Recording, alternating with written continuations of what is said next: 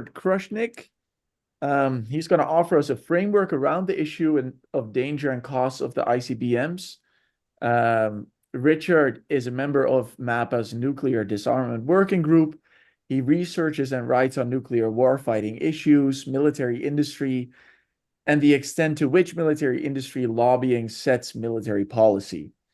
He works with affordable housing advocacy and development organizations such as Massachusetts Public Banking, and he will later give word to our speakers, Norman, Emma Claire, and David Boris, who I'm very honored to have here today. And afterwards, I'll be moderating the Q&A. But for now, Richard, take it away.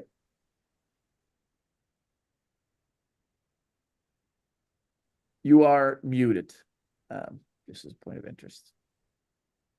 Our speakers are going to inform us in some detail about the history, the development, the funding, the foregone opportunities because of that funding, and some of the dangers associated with ICBMs, intercontinental ballistic missiles in general, and in particular, the new replacement, the Sentinel, which is under development at this time and will soon go into production. But I want to emphasize something a little different than this long slog over ICBMs and where we are with that today, just to highlight the imminence of nuclear war danger. As many of you are aware, back in the Cuban Missile Crisis in '62, institutions had been developed and experienced negotiators existed at several levels. But even that did not suffice because they were all too into nuking Cuba. And so Kennedy and Khrushchev had to, even though there were institutions, they had to go around them through unofficial channels of journalists in order to avoid the institutions that had been developed. But then the institutions matured. And finally, in '83, a treaty, the Intermediate Range Treaty, Nuclear Missile Treaty, ended up removing Soviet and NATO intermediate range missiles from Europe, and everybody made a sigh of relief. That's when Europeans were especially frightened because they knew that if those missiles were ever used, the places most impacted would be in Europe, not in Russia or in the United States, at least over those intermediate range nuclear missiles. But today, all those institutions and the experienced negotiators who used to communicate at parallel and vertical levels are all gone. They don't exist. There is no communication. That's one of the reasons why Sam Nunn, former head of the Armed Services Committee, William Perry, former Secretary of Defense, William Kissinger, all of the people in the retired intelligence professionals for sanity, all of these people tell us that we are now in at least as much danger of nuclear war as we were in 1962. Many of them think we're at a greater danger because of the lack of these institutions and experienced professionals ready to deal with nuclear crises. I just wanted to mention one other thing, two other things in my framing. One is just how dangerous the situation is. The United States, officially Ukraine, but it was the United States, just took out 2 of the 10 Russia early warning radars. They don't even see Ukraine. The only thing they can see is incoming nuclear warheads. According to Russian doctrine, that act alone justifies a nuclear response from Russia. It's just astonishing that the US would do such a thing at this point in time. And of course, being as though everybody's now permitting attacks within Russia itself, not just the Crimean part, and Russia's warnings. Russia's had just conducted nuclear exercises for using tactical nuclear weapons with Belarus. An enormous NATO exercise is just winding up in the Baltic over a nuclear, including other options, a nuclear attack on the Russian base in Kaliningrad on the Baltic. Russian ships are en route to Cuba with unknown cargoes and an unknown mission after Putin announced that he will be sending nuclear weapons to allies capable of attacking the United States. The idea is you want to put nuclear missiles on our border. As far as we're concerned, you already have them on our border in the launch tubes in Romania and Poland, where supposedly only anti-missile missiles are in those launch tubes. But those launch tubes also hold nuclear attack missiles, ballistic missiles, and nuclear attack cruise missiles. And the US can insert those at any time in those launch tubes. For many reasons, we are at peril. If Russia thinks it's losing, it's made it clear in Ukraine, it's made it clear it will use tactical nuclear weapons. Fortunately, the US, in that sense, Russia's winning the war in Ukraine. As long as that's the case, we don't need to worry about Russia using nuclear weapons. We only need to worry about the United States using nuclear weapons. So we will see how that goes in the very, very near future. Richard, and my final remark is just that I believe that it's the lobbying by the military companies as much as any national security or foreign policy concerns that sets our nuclear policy. And it's, you'll find out just how ridiculous it is when you learn about the Sentinel and the land-based ICBMs. Any sane person can immediately see there is absolutely no rationale, no security, nothing but danger posed by them. The only plus that they have for anyone is profits for nuclear industry.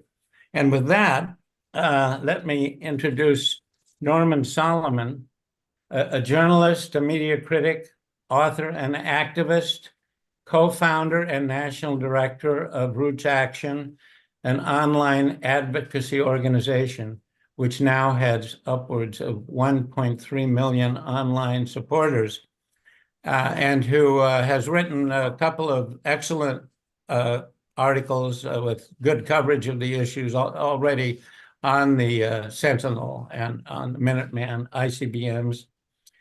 Claire Foley, a nuclear weapons policy expert, writer, and filmmaker, has spent a career working for nuclear disarmament campaigns. Hooray, hooray.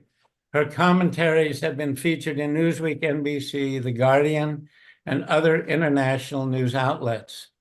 She's also active in healthcare organizing through the Democratic Socialists of America. And finally, David Boris, the board president of Chicago Peace Action, a position he has held for 12 years. Chicago Peace Action focuses on the intersectionality of climate disruption, runaway defense spending, and foreign policy through the lens of equity and justice. And they in Chicago have been leaders nationally in taking on the Sentinel issue, and hopefully will inspire us in our discussion to further the same. So with that, let me turn it over to Norman. Well, many thanks to everybody who's made our gathering possible. Massachusetts Peace Action, other organizations, really crucial that we support the grassroots organizing and the groups that make possible sustained response to the unhinged militarism that Richard has just described. The crisis that we're in includes a relationship that is almost never mentioned in mass media or political discourse between ICBMs and the war in Ukraine. The reality is that ICBMs are not only expensive and a waste of money, a reflection of what Martin Luther King Jr. described as the demonic destructive suction tube of massive military spending, But ICBMs also, more than any other weapon, as Daniel Ellsberg has pointed out in his book, The Doomsday Machine, more than any other weapon, brings us closer to nuclear war because unlike the air-launched and sea-launched nuclear weapons, the ICBMs are on hair trigger alert because they are vulnerable to destruction from an incoming first strike. And so when tensions rise, when, as is now the case, the two nuclear superpowers are closer than ever to direct military conflict, there's a sort of a sustained, you might say, almost freak out at the top echelons about what they view as their own national security and vulnerability. And so the well-documented instances of false alarms, for instance, are historical record, and the risks of them have certainly not been significantly decreased. But when you add on top of that, not only the risk of false alarms triggering a nuclear attack from one side or another, but the fact that, as Richard outlined a few minutes ago, the exercises are being ratcheted up, the war games being engaged in by US-led NATO forces, by Russia, the conflicts that are edging closer and closer to direct military clash between Russia and the United States, all of that and more. And as Richard mentioned, the lack of meaningful diplomacy or infrastructure for communications diplomatically between the two nuclear superpowers means that there's a tremendous risk that the hair trigger character of ICBMs could be pivotal in launching a nuclear war, literally and figuratively triggering a nuclear war. And so I'd like to talk just a little bit about the politics of this and the media of this. As you may remember, a few years ago, a lot of really excellent peace and disarmament groups got together and launched something called, among other things, a money pit campaign. When Sentinel, which had an earlier sort of mouthful name, was beyond the drawing boards, as a successor planned for the Minuteman III that are in place, 400 of them in Western states in the US, the critique was that a new type of a next generation, so to speak, of ICBMs was too expensive. And so that critique was advanced quite vigorously. And I think it was a poignant moment and an important one when the then chair of the House Armed Services Committee, Adam Smith, announced that he had determined it would actually be cheaper to build the Sentinel, these new incarnations of ICBMs, than to just refurbish the old. And so the entire edifice of, or a large part of the edifice of the critique of this planned new system, the money pit argument, basically collapsed. And I think that that's very important for a number of reasons. It's notable that since then, Adam Smith has changed his mind, and now the cost overruns, predictably so, for Sentinel, and now has him thinking, well, maybe that's not such a good idea to build the new ones. Maybe it's cheaper to refurbish the Minuteman IIIs. And unlike so many members of Congress, he even knows a lot about nuclear weapons, and at one time or another has suggested that the land-based part of the triad might be better off. We might be better off to eliminate them entirely. So there's a lot of machinations going on in terms of messaging. And perhaps 6, 8, 10 months ago, it seemed that the new Sentinel ICBM system was a fait accompli, or very, very difficult to stop. I think it's still difficult to stop, but not perhaps very, very difficult to stop because of the predictable but dramatic cost overruns. And my colleague Claire Foley has just written a great article for Jacobin a few days ago about ICBMs and how that all is playing out in terms of cost. A deeper question, which groups like Peace Action and others are more and more addressing, and I think with perhaps more and more salience, is that it's not simply a matter of whether to build a new Sentinel system or to tune up and modernize, so to speak, the Minuteman III, but that aside from cost, that basically is an inconsequential choice as to 2 minutes. as to the likelihood of a nuclear war. And so it's a little bit of, to use the cliche, arguing about how to rearrange the deck chairs on the nuclear Titanic. At one level, it's an opening. The door is opened to have more of a debate about ICBMs because of the cost overruns. But for those of us who are looking deeper, who've read, for instance, Dan Ellsberg's book, The Doomsday Machine, this is a sort of a superfluous argument. It might be tactically useful to engage in the cost issue, but what is needed if we're trying to prevent nuclear war is to shut down every ICBM, not shut down half of the 400, not reduce the number to 100, get rid of every which one. And I'd close in this way. More than any other weapon system, this is where we should fight for unilateral disarmament. In the politics of media and Capitol Hill, unilateral is considered quite often, tarred quite often as a dirty word. In this case, unilateral disarmament, shutdown of all ICBMs is sanity. And here's a metaphor for why. If these two superpowers are standing in a huge vat of gasoline and they're both lighting matches, if one side decides unilaterally to stop lighting matches, that could be denounced as unilateral disarmament. It would also more precisely be called sanity.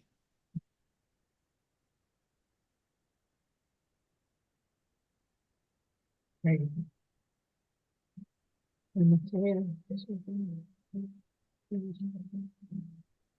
We are ready to go to Emma. Take it away. Thank you. So I'm gonna, I was planning on talking about the cost issue, and I still am. And I want to frame the cost issue for the purposes of this talk, not in the sense of the dollar cost to the federal government to replace the ICBM force or, replace and refurbish the existing ICBMs in whatever combination, because the Smith op-ed that Norman mentioned shies away from like embracing a solution that would sort of follow the strategic logic of simply getting rid of the ICBMs to prevent them from causing an accidental nuclear war, but suggests there may be some ideal number that's less than the current number deployed, but not zero. This is an argument I've heard a lot in the sort of very standard policy circles lately, that there's this secret number of ICBMs that is absolutely necessary for the US to have. What's funny about all this, though, is that you'll hear this from people who in another context have or might say that there's no reason to have ICBMs at all.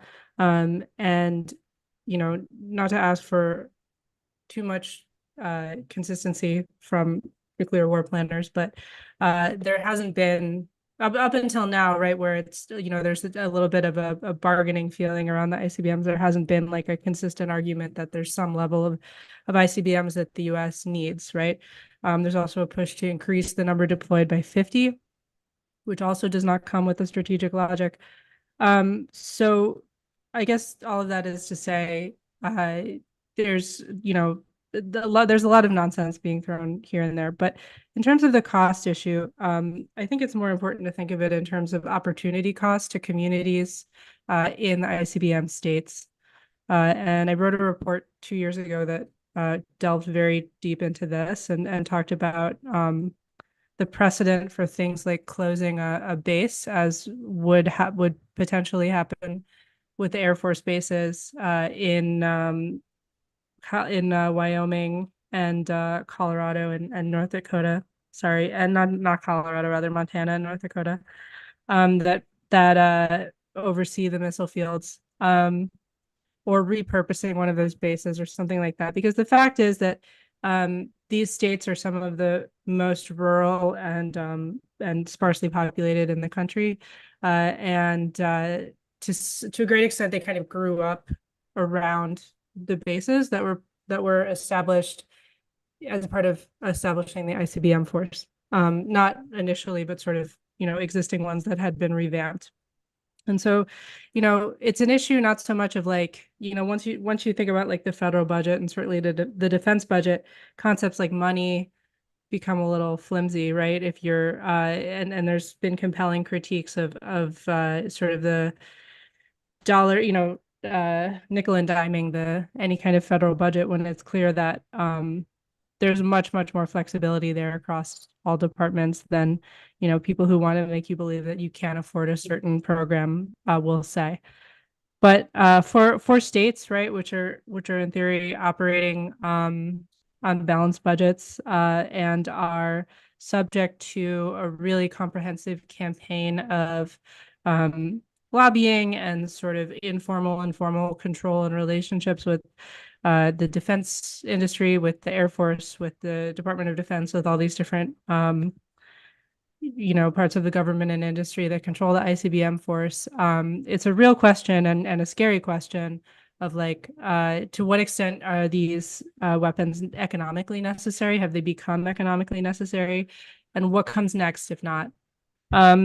So there's kind of there's a lot of pieces of good news, but I'm not sure if it all adds up to a promising situation, which is that there's a lot of clear evidence that the ICBM force and defense spending in general on the state level is very economically inefficient. It produces fewer jobs, despite what we hear from Northrop Grumman about the Sentinel program, from everyone everywhere constantly about job creation through defense spending, than many other fields which are more productive in that sense and have more of an economic impact in whatever way you measure it. That's including healthcare, education, clean energy, but there are many other areas that are better for state economies and local economies. This is, again, a hard message to get through and to kind of keep in mind when you're in that situation, right, where the Air Force produces its own economic impact numbers that are much more rosy than kind of any that are produced externally. And the incentives are not great for kind of duplicating and critiquing that research, which is based on very old and remote kind of situations in a very specific place, right, that have been sort of generalized to sort of estimate how well all this spending is doing for the country at large.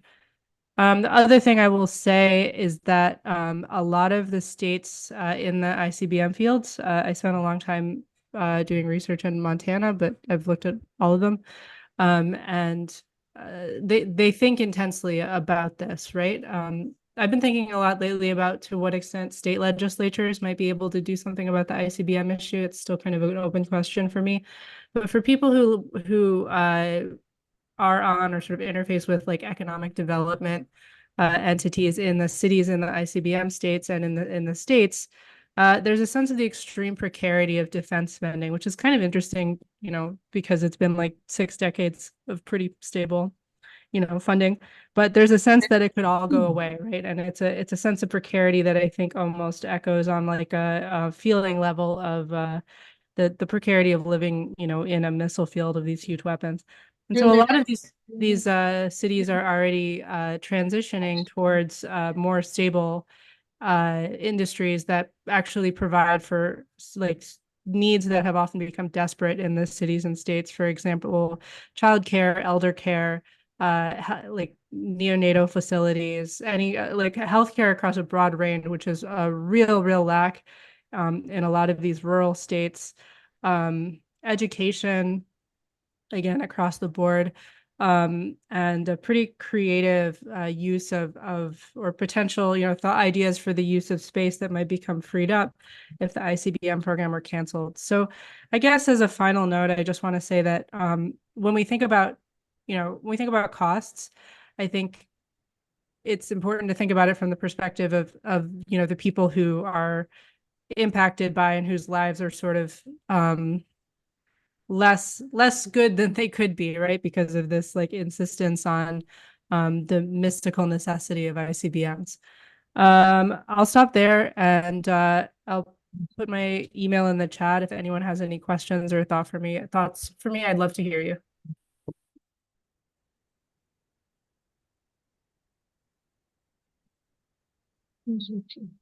Okay, and finally, we are ready for David Boris. Go, David. Thank you. Thanks, and thank you so much for asking me to participate in this discussion with such esteemed panelists as Norman Solomon, and I'm going to get all the words in here. Emma Claire Foley. A few months ago, Jonathan King at Mass Peace Action asked if I could take part in their annual conference and speak to the topic, the folly of buying and building a new generation of ICBMs.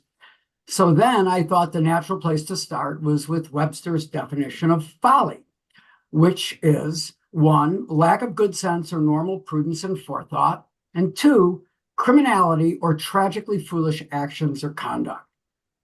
Over the course of the past 6 months, and in preparation to speak with you all tonight, I've come to realize that folly is an inadequate term to describe the madness of engaging in what is rapidly becoming an all-out, hell-bent for leather, now trilateral new nuclear arms race. It's difficult to find language to adequately describe this behavior, but I think now that lunacy is a better description for this blind, moronic path on which we find ourselves currently embarked. Allow me, please, to take a short step back to just a little more than 3 years ago. On Friday, January 22nd, 2021, the Treaty on the Prohibition of Nuclear Weapons, having obtained the requisite 50 states parties' ratifications, came into force as international law. There was great hope that this could be the catalyst to move us beyond static arms control treaties and perhaps establish momentum to begin an ultimate path to zero. Lending credence to this hope was that our newly elected president was on record more than a few times during the campaign and before, stating that he would make a formal no first use declaration that could perhaps be a tiny first step toward achieving his predecessor's famous 2009 declaration, quote, I state clearly and with conviction America's commitment to seek the peace and security of a world without nuclear weapons. Such great hope. And the first step toward such a comprehensive plan, well, that appeared to be obvious. Of the 3 legs of the US and Russia's nuclear triad, all experts, and I really do mean all experts in nuclear weapons policy, agree that the most dangerous and unstable leg of the 3, land, sea, and air, are the fixed-in-place land-based ICBMs. They are, by their very fixed-in-place status, completely vulnerable to a preemptive first strike. So vulnerable that they're often referred to in nuclear policy circles as the nuclear sponge, the sponge that would absorb an enemy's first strike. Of course, the illogic or lunacy of that is if you wanted to have a land-based retaliatory capacity, you would need to launch those missiles between the time of first warning and the moment of impact, about 26 minutes.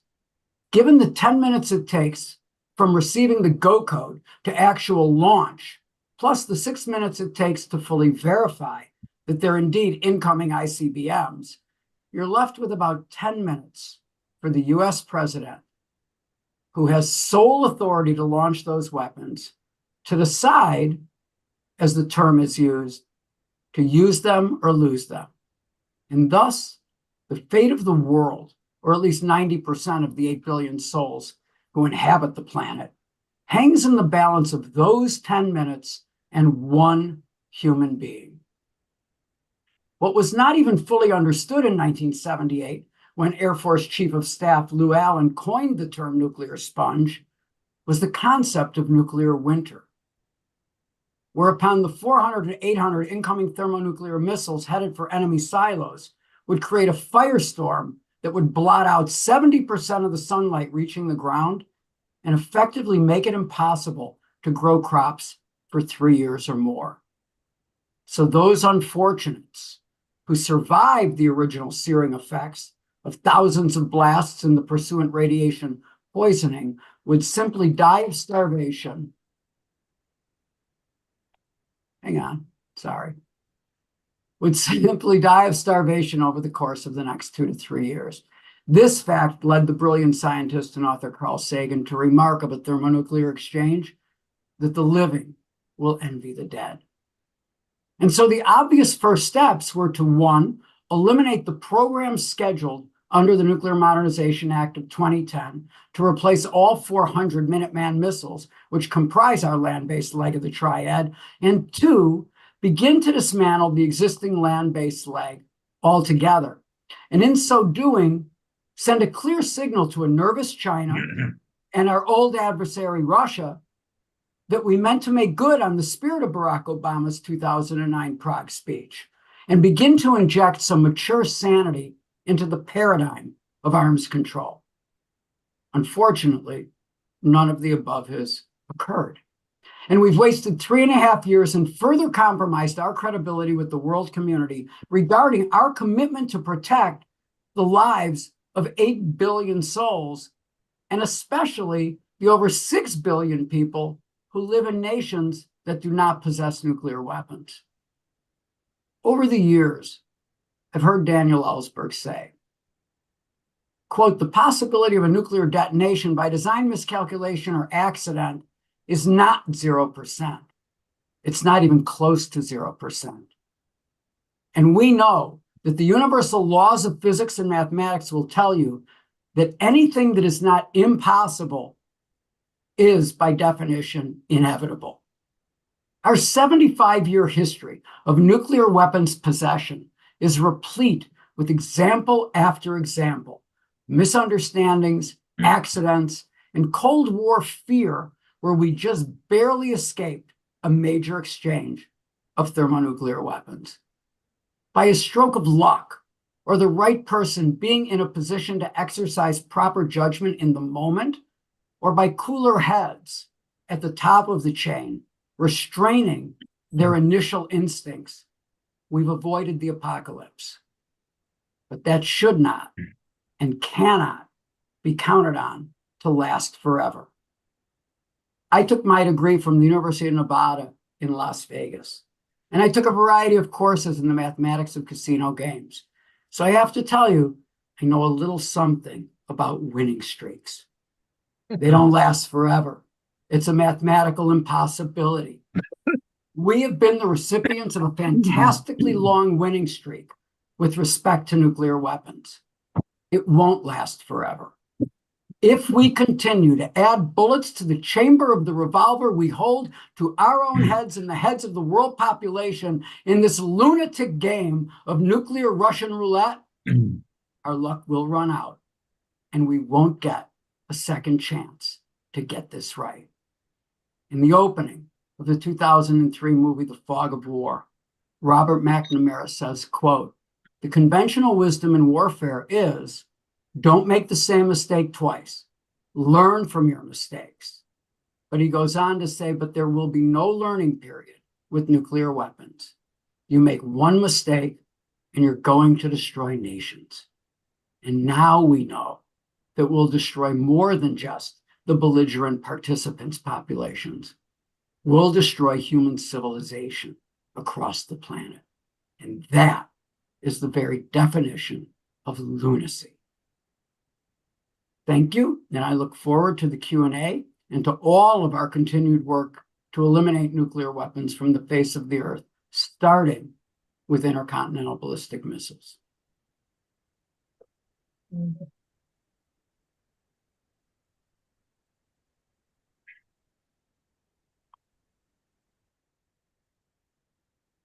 Take it away, Camille. Yes, thank you to all the speakers. I think I speak on behalf of everyone to say that that was absolutely tremendous, wonderful. Now before I go ahead and moderate the Q&A, I have a couple of announcements to make, and the most important one I will do now at the beginning. We have an action item prepared, and by that I mean a letter to Congress and federal representatives that, as Global Abla pointed out earlier in chat, we need to get the public involved. Call on federal representatives to stop the new Sentinel ICBMs from being produced. I will put the link to the letter that we have drafted up in the chat right now. So please be so kind to go to that and help support Massachusetts Peace Action, but not only us. I do also have to give a quick shout out to other organization that has helped us set this up: the New Hampshire Peace Action Maine, and Campaign for Peace and Disarmament and Common Security, who have helped us organize this. Yes, thank you, Cole, for sharing what we have drafted up. You can see the letter down below. All you have to do is just fill out your name, and it automatically sends it to your own representative. And then last but not least, Massachusetts Peace Action has its own nuclear disarmament working group. If you want to get involved with us, do something good, please be sure to put into the chat if you are interested in working with us. Simply putting in, here's my email, I'm interested in getting involved in the nuclear disarmament working group. We will reach out to you. Now I see already some people have put up their hand. We're not putting up our hands in order to make sure everyone gets called upon in the right order. I ask of people to just put in the chat that you have a question, so I can exactly go down in order. I will call upon you, and then you can have a brief moment to ask your question to either David or Solomon. Please also, I ask of you to disclose who your question is directed at. If it is not, let's see, then I will ask both of them to maybe see who wants to take one up. Let's see. I see here John Rabbi. You have a question for Emma. I'm glad you remind me. Emma is not here for questions. That's the last thing that I forgot to say. She put her email earlier in chat. So if you have a question for Emma, please be sure to go to her email. Carol, you have a question, I see. Please be so kind as to say what your question is and who it is for.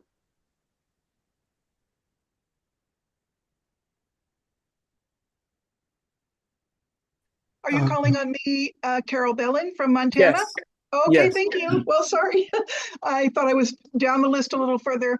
Actually, I don't specifically have a question. I'm living in Montana at the missile fields. I was very happy to hear about this webinar this morning. I recently spent a week with the Alliance for Nuclear Accountability in Washington, D.C., lobbying against Sentinel.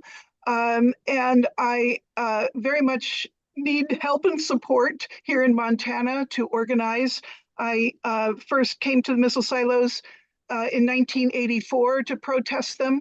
I'm now working on my master's degree studying the history of how we got the ICBMs during the late 1950s, early 1960s.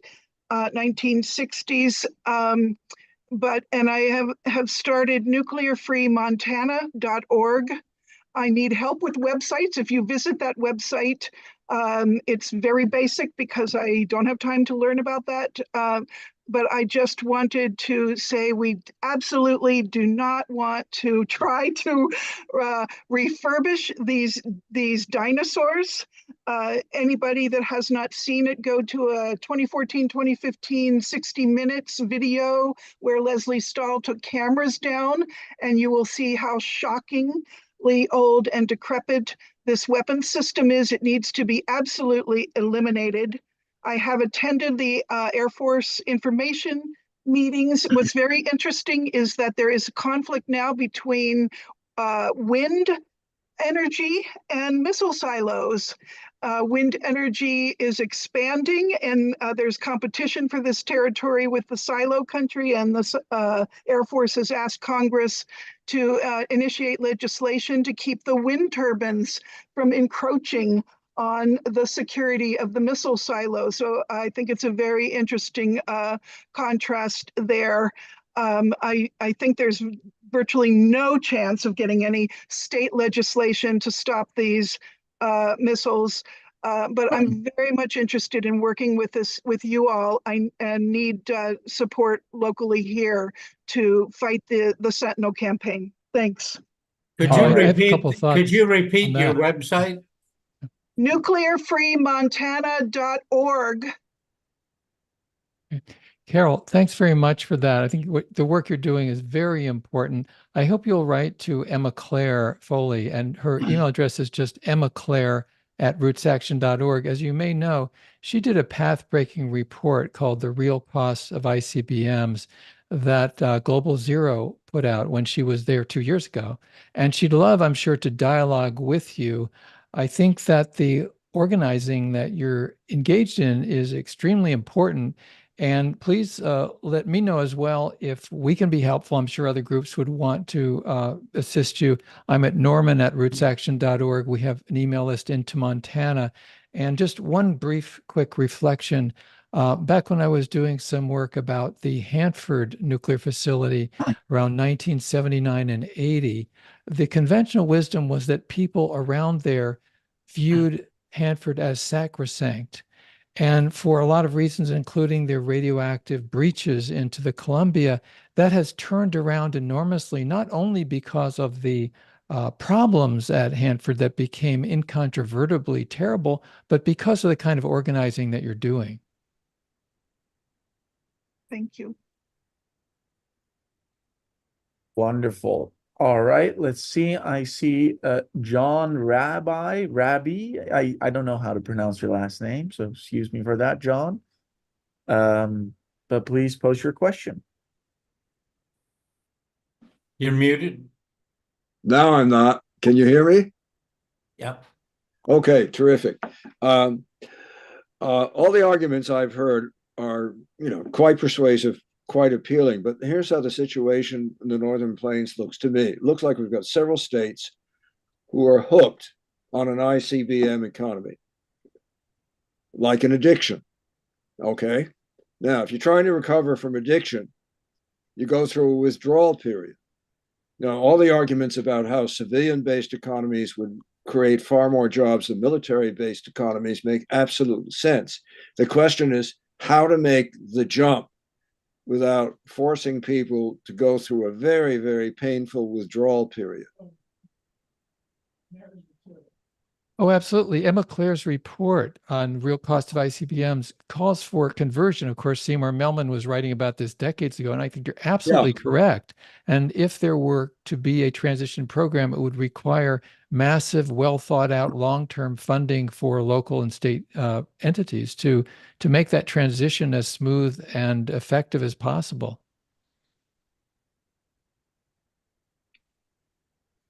So what do we propose towards that end? That's the tricky part. Well, I think if you have people like John Tester and others in the Senate, of course, they're part of what William Hartung has written about, effectively the de facto or formal name ICBM Senatorial Caucus, and so they, of course, are getting their hands greased with a lot of contributions from military contractors, and I think it goes to grassroots organizing to make it politically better for them to side with the kind of conversion that you're outlining is essential, rather than to continue to side with the military-industrial complex.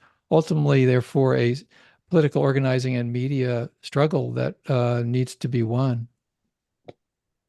Okay, thank you. All right, perfect. Thank you very much. I have here two questions that kind of point at the same thing, and I'm hoping maybe you can answer this one, David. Global Appla and John Pren both go on to say that, how are we going to get these collective protests or the general public to see that maybe we should be panicking about what you call, right, this lunacy. So regarding mobilization, do you have a view on that? How do you get the people to see that this is such a grave danger and that winning streaks do indeed not exist? Right. I wish I had the easy answer to it. I was on a webinar with Mass Peace Action at some point last year on obviously a topic that had more appeal to the masses. Cole had 600 people on a webinar. I made a note when I logged in here. We had 75 people on this webinar, and I made a note. If this was about Donald Trump's criminal convictions, 600 people would have logged into this. So I don't have the easy answer, and I think we've struggled for a while with youth. I'm not quite sure I quite understand why people under 40 years old so clearly, well, I think I do understand why, and I'll say something about it. So clearly understand the cataclysmic effects in 30 or 40 or 50 years of climate change, and they organize around it, and they get on the street, and they don't around nuclear weapons, right? Jonathan Schell, I don't know, 25 years ago called the only two existential threats that face the planet are cataclysmic climate change and nuclear weapons. Why one and not the other? I can only think, I'm not a psychologist, but it's such, the effects of climate change we see happening in real time. And you have this hurricane, and you have that flood, and you have this melting of polar ice, and people have time to get upset about it. You're only going to get one chance at a nuclear weapons exchange. And when it happens, you're not going to learn from it, in McNamara's words. And so I think that's the hard thing. And I don't know, we have lived now for so many years in a fear-mongering political state that I just don't know. I mean, I remember when Helen Caldicott was talking about what one, a 30 kiloton weapon does when it lands in Detroit or Chicago. And it was brilliant. And I've heard Ira Helfand give those descriptions also. And they're brilliant, but I wonder, I don't have the answer, but I do think that it requires us beginning to draw people together and not just in webinars, right? I think the webinars are great, and I couldn't be talking to people from all over the country, and neither could Norman if we don't have them. But if we don't get on the street, and I'll tell you, I'm in Chicago, so we're going to have a lot of activity around the DNC. But I will bet you there's very little of it. And we're going to make an effort. We will make an effort, because we're in those planning meetings also, to try to incorporate this conversation into those protests. But it's all going to be about Palestine. And it's all going to be about Ukraine. And maybe Ukraine and Russia gives us an opportunity to organize a little bit around this. I mean, it is so, I saw your video of Daniel Norman on the Defuse website yesterday. And I mean, he sits there and he does this. And he says, it's just insanity. And it's just insanity. So that I don't have the great answer, but I do know that not to give up is the answer, and to show up on the street, and not, if you have to cancel the brunch with your mother-in-law, or you take your daughter for the wedding dress another day, to get on the street when we are on the street. I'm going to talk, I guess Wilf now has a Chicago chapter. She had sent me a little thing in the chat. We'll talk in the next couple of days. It's 2 people, then it's 4 people, then it's 8 people, then it's 16 people. And I don't know that there's any other way to organize except for that. I would like to add a comment to that, that I think the fact that we are now seeing in the New York Times and the Washington Post, and even occasionally on the news, some mention of nuclear weapons and nuclear planning and nuclear war exercises. And of course, we've heard a lot about Vladimir Putin's nuclear threats, under which circumstances. So I believe that knowledge, fear, awareness, a little bit of openness is creeping out into the public mind. And I think it's going to continue because we're getting closer to nuclear war every day. And so that leakage of nuclear war fighting information is going to continue, and it's going to grow, and it's going to give us additional opportunities to shape the conversation. All right. Thank you both very much for that extensive answer. Quickly to point out again, because it's asked in chat, and I see a couple of people with their hands up, please put your question in chat so I can answer it in order. And if you are interested in working with the Nuclear Disarmament Group, simply put your email in chat and we will reach out later. Now, this question is for Norman. It's actually being organized a little bit in chat right now. What are your thoughts? This is asked by Alice Slater. What are your thoughts about a post-step-by-step campaign or talking about a missile ban in the context of abolition? It is necessarily step by step, as people have been alluding to. And I do think that the ICBMs, stopping Sentinel and shutting down all the ICBMs, is a really crucial step for reasons that people have discussed. The Ukraine war is so crucial to hiking the risks of nuclear war. And it's been troubling at times to have some prominent disarmament spokespeople for decades doing wonderful work in the last 2 years, basically messaging that Russia must be defeated and the horrors of Russian domination of the planet require extremely strong U.S. military response with shipments and so forth. I think there's a disconnect between the vilification of Russia and China and simultaneously saying we want nuclear disarmament. It just ain't going to happen. The more we beat the Cold War drums. So ending that disconnect and seeing, as even while the repressive Soviet regime sent Alexei Kosygin to Glassboro, and even as the horrible war president Lyndon Johnson met with him there in 1967, they were willing to say that genuine nuclear disarmament, at least arms control agreements and a tonality in that direction, was crucial. And as Richard and others have been saying this evening, that has been lost and needs to be recovered. And it doesn't help when some of our allies are ginning up the Cold War frenzy instead of challenging it directly. And that goes for members of Congress as well. It's very difficult to find our disarmament champions in the House and Senate who aren't meanwhile demanding more and more arms shipments to Ukraine and absolutely refusing to demand genuine diplomacy. Diplomacy, as a dirty word on Capitol Hill, is a ticket on the war train. It's a ticket to nuclear Armageddon. All right. Thank you again. And then next up in line, we have Jeffrey Barkdahl with a question.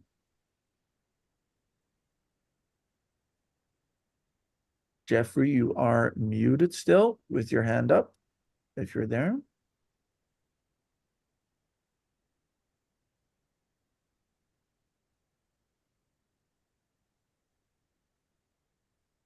Can you hear me?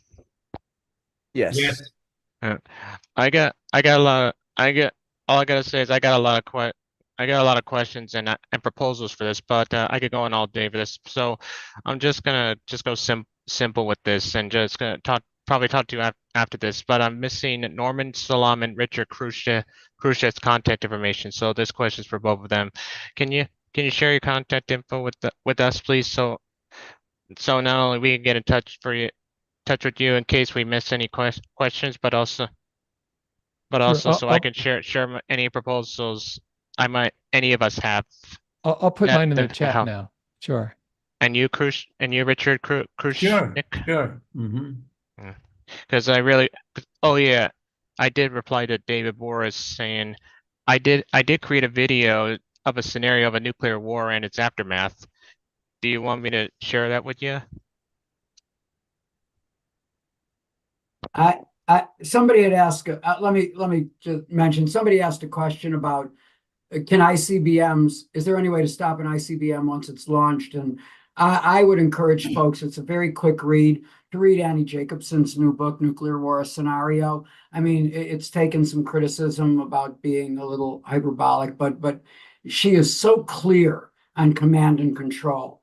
She talked to dozens and dozens of former, and the simple answer is no. There is no way to stop it once it's there, unless you're lucky enough to hit a bullet with a bullet. So that means a defensive shield. So that means a shield against ICBMs is useless. There is no shield against ICBMs, and it isn't even possible to build one. Okay, I think I'm still missing Norman's. I think it's still missing Norman's contact. Yeah, I'll send it to you now. Okay, thank you.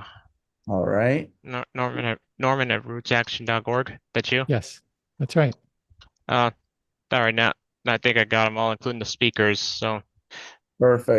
now I'll be able to contact you after the meeting and discuss further. Even include a personal private Zoom meeting if that's a friend. Thank you for that, Jeffrey. I can see real quickly a question from anyone in the chat right now. I know, Ruth, you've had your hand up for a little bit. I don't know if that's for your announcement or for a question you have. In any case, if I can be so bold, I do have a question myself. So we've talked a lot about crisis instability, right? And spinning or playing this game of chance. Yet there are these people out there that at least I talk to sometimes that believe that nuclear deterrence is something that can be stable. Is there potentially a way of converting these people? And because the prospect of that something can go wrong is hard, or is it something very hard to convey to someone if they've never really seen that, especially someone from maybe my age, if that ties into earlier comments. So how would you convert people that see nuclear proliferation as something stable? How do we adjust that image, maybe? For any one of you that would like to talk about that. Well, that's a great question. I would just comment, for one thing, that all nuclear escalation is done in the name of deterrence. It's sort of an all-purpose, one-size-fits-all. Every new weapon system is used with that political rationale. At the same time, and Daniel Ellsberg's writing on this, I think, has been very complex, insightful, and nuanced, is, given the way the world is, the idea that nuclear deterrence is completely without any, pardon the expression, value, might not hold up. I mean, we're in the world that we have, not the world that we want. And so I think what's needed is a genuine disarmament program that step by step reduces nuclear weapons, beginning with the worst, which is saying a lot, and continue to aim towards reducing them under a very strong arms control and disarmament regimen. I would like to add something to that. I think part of the reason that people still think that deterrence works and deters nuclear war is because, to a certain extent, for a certain period of time, it did. The missiles were very inaccurate. They had warheads even bigger than the ones today. They had to use at least 2 for each hard target because they were so inaccurate. Everybody perceived that both sides would be destroyed, and even though they didn't know about nuclear winter, there'd be tens of millions of deaths on both sides and ensuing deaths from radiation and all that.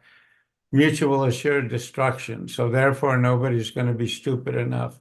However, now we have a new generation of nuclear weapons. Particularly alarming are the tactical nuclear weapons.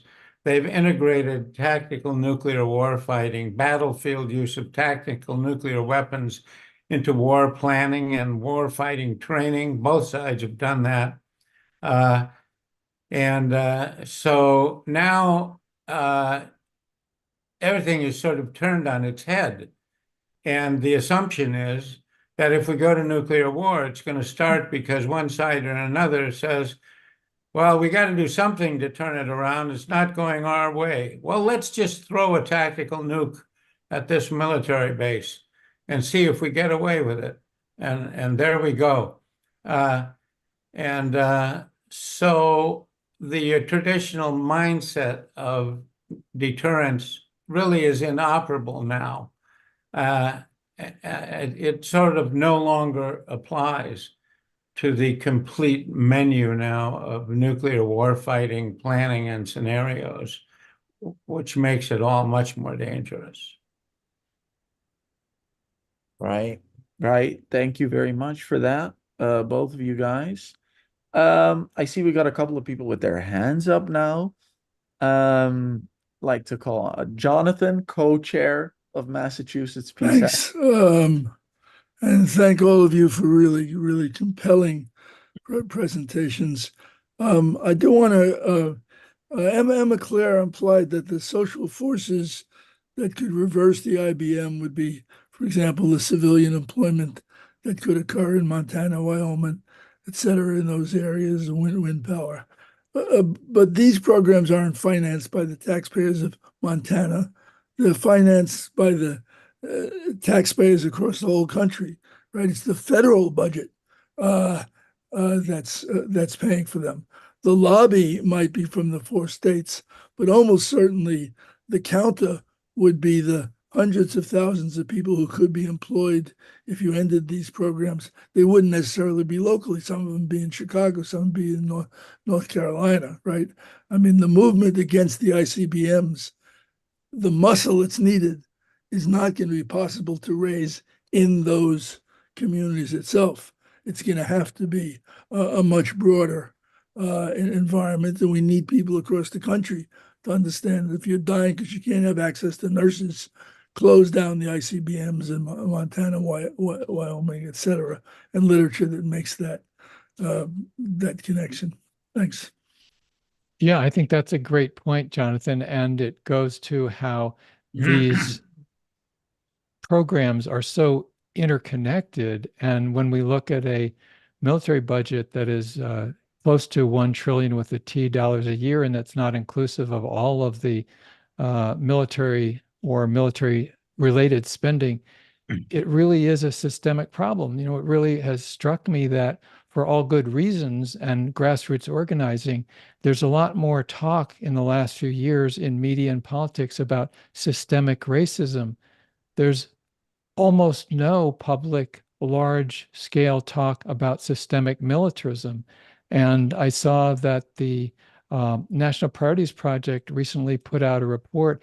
We're familiar with a bit more than half of the discretionary budget going to military spending when you add it all up.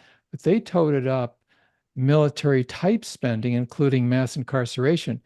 It was 62% of the discretionary budget. And so clearly what Martin Luther King Jr. spoke about at Riverside Church in 1967 is with us. It's the same battle that we face. And as someone said earlier, we have to keep doing it. Amen. All right. Thank you very much for that. Now, in between, we have had Ruth with her hand up for a little bit, who wanted to make a quick announcement about something. Ruth? Yes, thank you. This is great. In Los Angeles, there is a part of town, El Segundo, where all the major defense industry headquarters are, like for Raytheon and McDonnell Douglas and Boeing, et cetera. And we are having a protest on June 22 there. And so if anybody knows people who live in LA, or if you live in LA or San Diego and want to come up, we would love to have you. It's being sponsored by the Harriet Tubman House. And I have to say, you know, when we're all concerned about the youth movement, we had two young people give a stunning presentation a couple of weeks ago on the cost of each of these bombs, fighter jets, etc., and the salaries of each of the CEOs of this company. So I was really encouraged that, you know, they were participating like that. And I'll just say one other thing. I have a friend who's Ted Postal, and probably Jonathan knows him from MIT. But anyway, he's a nuclear physicist who's very politically active. And he, back when Star Wars was going, he was one of the people, or not, if not the chief person, who proved that it wasn't going to work. So anyway, that's it. Thank you. Good luck. All right. Thank you, Ruth, for that announcement. And then Pete has had his hand up for a little bit. Pete? Yes, I have a question for anyone. It's my understanding that so-called low-yield warheads, that being warheads that are larger than tactical weapons but smaller than strategic weapons, that these new warheads have been deployed by both the U.S. and Russia. And I'm wondering if anyone can comment on the impact of a so-called low-yield weapon. Wow, talk about a euphemism, low-yield nuclear weapon. The preeminent low tactical nuclear weapon that's deployed in the U.S. arsenal is the B-6112. It's on all of the Trident and submarines that also have intercontinental ballistic missiles, but they also now have tactical warheads. They're also in bomber bases in the U.S. and in Western Europe. And they have a dialable blast. You can dial the blast size that you want. And it varies from 1/43rd the size of the Hiroshima blast to 3 1/3 times the size of the Hiroshima blast.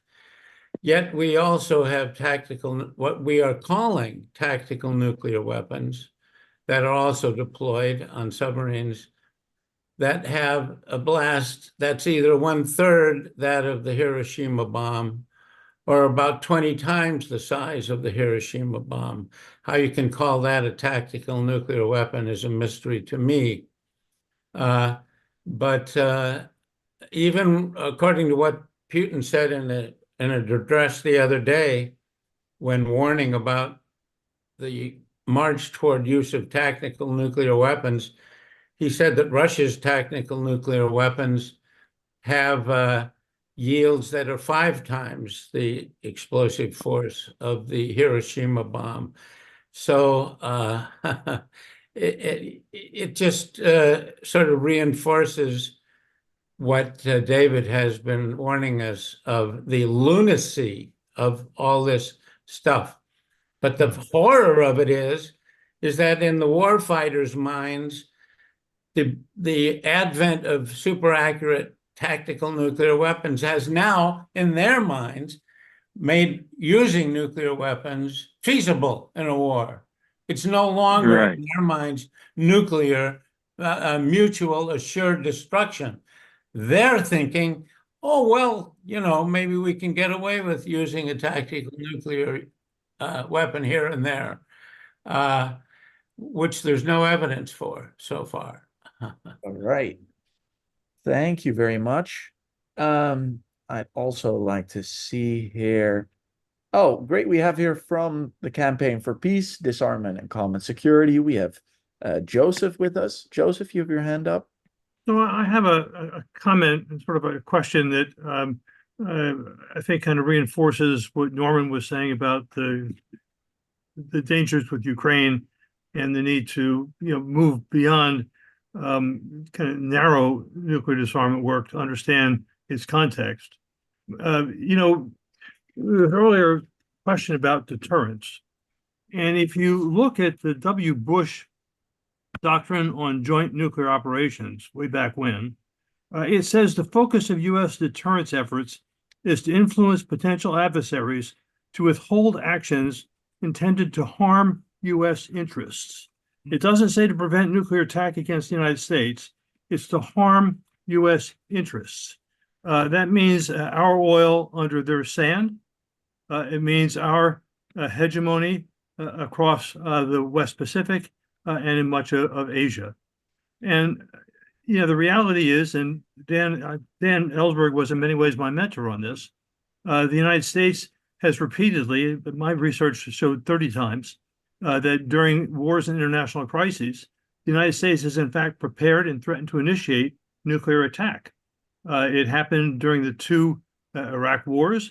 It happened repeatedly in relationship to Korea, Vietnam, much more often in relationship to the third world, the global South, than to Russia or now China. There certainly is a classical deterrence dimension to what's going on, but the reality is the big driver here has been our control of our empire, the reinforcing of our empire.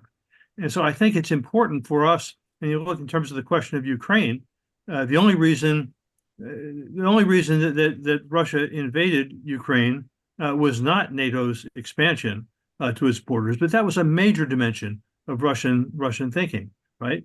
And in a number of circles, that's recognized now as a strategic mistake. But here we are, and we are literally at the knife's edge of a possible nuclear war over either Ukraine or Taiwan or South China Sea. And so I think what we have to do as a movement is to be going to the deeper questions of what the United States is, what its ambitions are, what people really need. Does empire really serve our people? And if we conclude that it doesn't, then we have to be moving against the military-industrial complex and certainly the Sentinel missiles. So just a perception that I think is not sufficiently discussed in our movement. Joseph, I completely agree with what you're saying, and the writing that you and Dan Ellsberg and others have done have really showed historically through classified and unclassified documents how often the U.S. has, quote unquote, used nuclear weapons without firing them. I think back to the anthology Protest and Survive, we're talking early 1980s. Maybe it was Dan Ellsberg who first wrote, but he did write that the U.S. had used nuclear weapons many times the way a bank robber uses a gun to extract the cash without having to pull the trigger. And then as now, I think, very much the case, there was, and of course, you've done a tremendous amount of work about U.S. relations with China.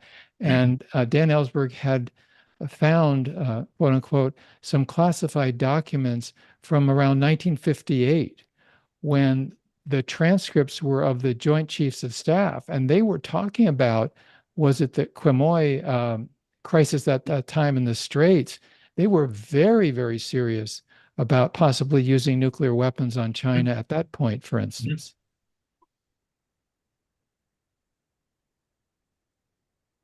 All right.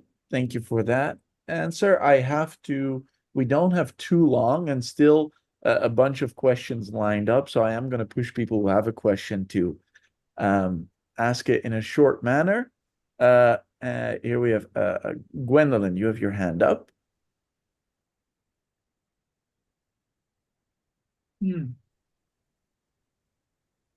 You are muted still. Sorry about that. Okay. Oh, thank you.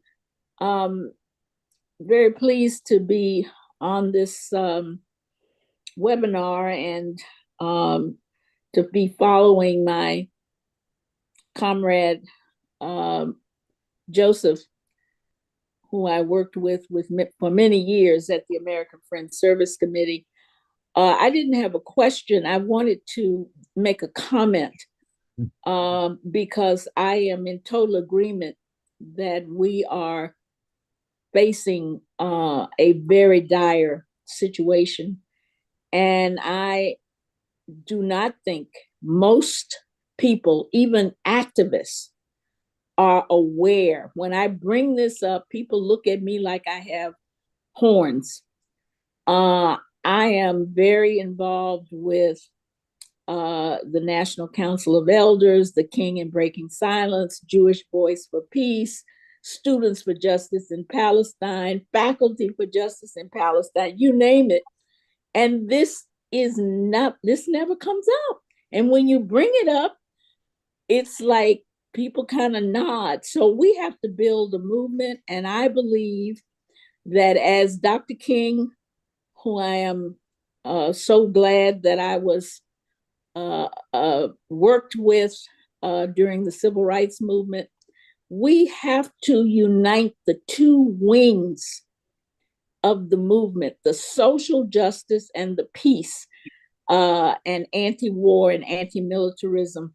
And I think that we must have people to understand that we're never going to have universal health care, long-term care for seniors, housing, etc. We're never going to have it as long as we're spending $1 trillion+ on war. We have to unite our movements so that we can have the power to put people in office who agree with us. We need power, and therefore we need numbers. Thank you. All right. Thank you very much for that amazing call to action, Gwendolyn. I did not hear a specific question for one of our speakers. If you have none, that is okay too. We can move on quickly. I will ask a question on behalf of Kathleen in the chat. Could we come up with an ICBM replacement act that would develop an economic and environmental replacement budget for new expenditures for needed facilities and programs for each impacted state? So again, going at the state legislature, does one of you guys see any future prospect in that? Well, it's a great idea. Not much prospect in the near term. A sort of a different kind of revenue sharing would be terrific. There was a bill a couple of years ago co-introduced by Senator Markey and Congressman Ro Khanna, and it was something like the COVID ICBM Act or something, and it was unsuccessful, but as I remember, it would transfer $1 billion away from the ICBM program for public health for COVID. And it was sort of a good example of a really good measure that really didn't speak to the underlying problem. And that is the ICBMs themselves. It was more of a, okay, we will economize or we will transfer a bit of money. So that's the dilemma, because what is needed on Capitol Hill is so different from what is taken seriously as plausible on Capitol Hill. All right. Thank you very much. As a point of interest, I'm getting requested for David to put the name and author of the book he recommended in the chat. People are still very much interested in that. So if you could do that, that would be amazing. And then second, I have Alice Slater with a follow-up on her earlier question. Alice, take it away. You're muted. Thank you. The host is not allowing, but they're not. Am I unmuted now? Yeah. Oh, great. I think what was missing that we must get out to the public is the old pogo meme that we met the enemy and he is us. And the demonization of Russia is keeping this in place. Everybody's making a killing off a killing because they're the bad guys. Mm-hmm. And I've done like lists of like Stalin asked Truman to turn the bomb over to the UN and we turned him down. So Russia got the bomb. Woodrow Wilson sent troops to help the white Russians against the red Russians after World War I in 1917. We have been awful to Russia forever. I mean, we promised Gorbachev we wouldn't expand NATO. Nobody's talking about Putin actually at one point asked to join NATO because we were expanding it so quickly and they were nervous. They lost 27 million people in Russia to the Nazi onslaught. And FDR wanted to go and help them, and Churchill said, no, let's go up through Italy and let the Germans knock off a lot of the Russians. This was the mindset of the white corporate patriarchy. And none of this is out. I mean, you can't even, I mean, I don't even know, I'm probably shocking all of you by saying this, but it's true. I mean, just read the history. We walked out of the ABM treaty. China and Russia are tabling a treaty to keep weapons out of space, stop cyber war. We turn them down over and over again. It's always us that's pressing it. And to get people scared of Russia, this is like all part of the Mickey Mat, right? Ray McGovern from the Veterans Intelligence Professionals for Sanity said, it's the Mickey Mat, the military, industrial, congressional, intelligence, media, academic think tank complex. They got a lock on us. They're brainwashing. I mean, I can't even talk to my own kids, so it's not, it's a serious problem. And maybe we just have to have some thinking how we're going to message it, that it gets out, that we can get that out for people to know that Russia's willing to stop the war. They were always willing. They didn't even want to do it. He was negotiating with Zelensky 2 months after, and we sent Boris Johnson in to say, don't make a deal with Russia. You know. Anyway, that's my thought. Well, briefly, I think there's a tremendous amount of truth in what you're saying, Alice. As movements, as organizers, activists, journalists, speakers, educators, political activists, I think having a single standard of human rights and a single standard of international conduct is crucial. We know the hypocrisy of the so-called rules-based order from the US. We make the rules, we break the rules is what they really mean. And so we have a single standard. That means you don't go around invading and slaughtering other people in other countries. You don't do that. You don't do it in Afghanistan and Iraq, and you don't do it in Ukraine. And if we're candid about it, we talk about accountability, and we would like an international criminal court to function, and we would like The Hague to function internationally. Well, who should be there? Netanyahu and Putin. They both have ordered the slaughter of civilians on a large scale. Saying that doesn't accomplish much, except that as movements, we need single standards.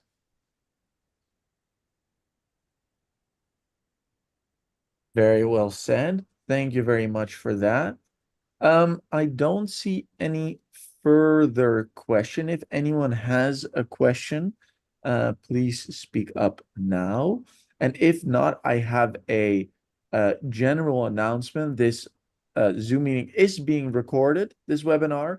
It will be sent later to everyone in a follow-up email, so you can take a look at that. This in general, this event has been organized in name of ATMAPA, the Daniel Ellsberg Week. So we have more activities in line of that. So keep a lookout on that. And I see, quick, in the last couple of minutes, I see Michael Brackney with his hands up. So Michael.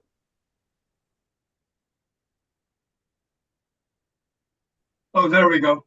I have just heard that it may be imminent that the U.S. is going to ask the nations of Europe, in NATO, I mean, to approve Ukraine's entry into NATO very, very soon.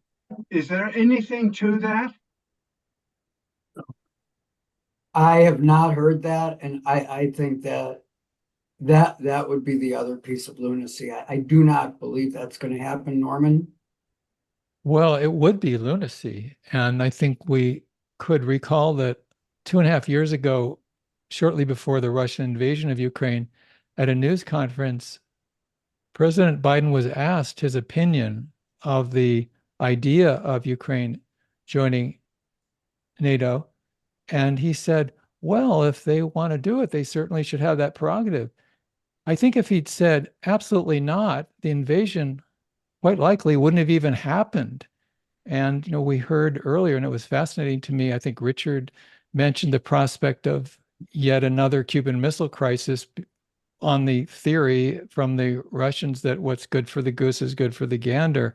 And it just goes to the US foreign policy towards Russia and China, for that matter, do as we say, not as we do, which is not a very convincing message in the long run. Well, let me just add to that, that the point was that we are not willing to accept defeat in Ukraine, and that this would be the next step to make sure that we don't get defeated. And there's some conference coming up in early July, some NATO conference coming up. Normally I can send you the link as soon as I get a hold of it. Well, there's a huge conference in NATO in DC, and as Alice and others know, there's enormous amount of organizing going on from World Beyond War and other groups. Big protests hopefully happening in DC in early July as NATO meets. Yeah, that's the one I think I mean. Yes, I believe that one too. We are out of time. I'm for the last time going to post in the chat the letter that we have drafted for federal representatives at Massachusetts Peace Action. Again, I want to give huge thanks to the speakers today. Thank you all so much to be so kind to speak and to answer everyone's questions. So definitely applause for you guys, and thank you everyone for turning out. If you have a question for Emma Claire, don't be afraid to email her. Once again, email anyone, but you will be sent the webinar in a follow-up email later. So thank you very much, everyone.